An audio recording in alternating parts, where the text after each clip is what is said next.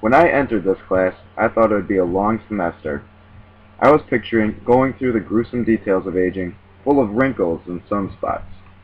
To my delight, I got a lot more out of this class than I thought, and learned a ton of cool facts and information. One thing that really stood out to me was that 70% of elders said things seemed better than they thought, and half of them said they were the best years of their life. Now this was a little puzzling to me at first, because my grandparents are not the happiest in their current situation. However, they are both almost 90, and for not really caring about their physical health over their lifetime, I'd say they're doing pretty good. Another statistic that shocked me was that the current ratio of senior citizens in America is 1 in 8, but by 2030, about 15 years from now, that ratio will be 1 in 5. These numbers really showed me the importance of getting more nurses and caregivers certified in the U.S. The next area I learned quite a bit in was the science behind aging. I learned numbers such as our max lifespan is estimated at 115 to 120 years old. Females live on average 5 years longer than males, and that people who smoke lose 13 to 14 years of their life from that habit. These numbers both shocked and concerned me, but most importantly will stick out when I am in my future career. Another thing we went over was the two main theories of why we die. These theories are cross-linking / wear and tear, as well as programmed death. Cross-linking and normal wear and tear is where the body and cells simply start to slow down and wear out after being used for a long time. The programmed cell death is where no matter how healthy you are, when your cells simply cannot replicate anymore. I believe the most common effect is the cross-linking and wear and tear theory. To me, with all the nasty habits, increasing pollution, and risky behavior out there, that there is too much fighting against our bodies, and that is slowly killing us.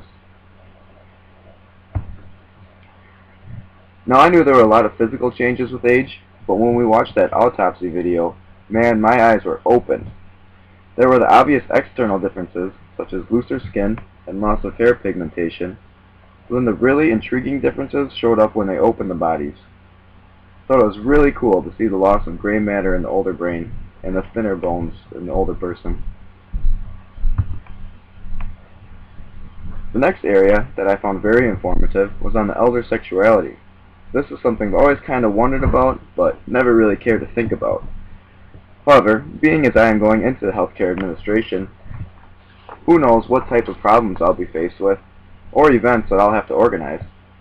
So I thought going through this in class and having us come up with a type of fair or informative event for older people to attend was really helpful.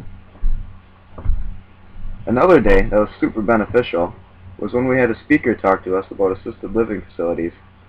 I'd always been confused on the differences between residential care apartment complexes, community-based residential living, and a skilled nursing facility. Going into healthcare, it was extremely important to learn the specifics of these facilities and what problems that will need to be faced. In addition to those main areas, I also found very helpful that we hit on areas such as dealing with Alzheimer's, preventing falls, the many different diets out there, how to deal with dying, and the different assistance available to the elderly, such as Meals on Wheels and the Disabled American Veterans Van.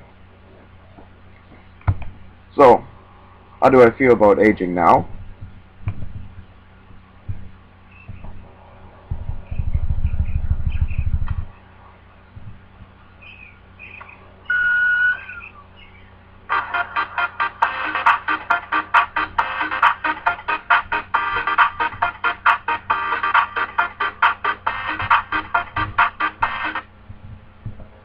Well, maybe not that good, but I am confident that I can now take steps to increase my well-being in the later stages of my life. I'm also excited to apply what I learned to my career.